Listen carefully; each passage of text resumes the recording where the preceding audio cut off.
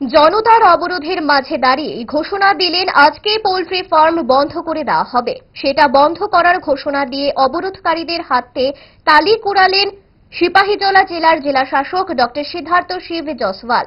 এই ফার্ম বন্ধ করার দাবিতে রাস্তা অবরোধে মঙ্গলবার বিশ্রামগঞ্জ থানার অন্তর্গত চেছড়ি মাই এলাকার জাতীয় সড়কে থমকে গেল জেলাশাসকের গাড়িও। গাড়ি থেকে নেমে কথা বললেন অবরোধকারীদের সঙ্গে, শুনলেন তাদের দীর্ঘদিনের পোল্ট্রি ফার্মের কারণে দুঃখ যন্ত্রণার কথা। 2-3 বছর ধরে কেউ তাদের সেই যন্ত্রণার কথা কানে তোলেনি। দিন রাত মাছি এবং এর থেকে সৃষ্ট রোগ যন্ত্রণা নিয়ে হাঁপিয়ে উঠেছিলেন এলাকাবাসী। শাসক দলীয় নেতার পোল্ট্রি ফার্ম বলে কথা। জেলাশাসক মানুষের অন্তরের আরতি উপলব্ধি করতে পেরে তাৎক্ষণিক ঘোষণা দিলেন আজকেই বন্ধ করে দেওয়া হবে ফার্মটি।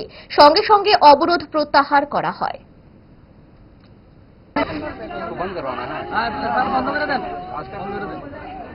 इससे पहले अरे मैं बोल रहा हूँ मैं बोल रहा हूँ आपको। अरे इसको समय इसका जांच हुआ था, जांच में गड़बड़ी पाया गया था। कोई भी बंद करने से पहले मौका दिया हो, पॉल्यूशन कंट्रोल बोर्ड से मौका दिया गया था, उसने नहीं सही किया।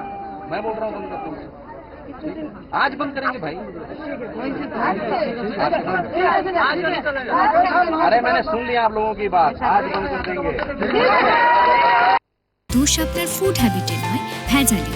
সেই মায়ের আমল থেকে তারা 5 দশক ধরে গ্যাস, অম্বল ও পেটের সমস্যা একমাত্র সমাধান গ্যাস নয়।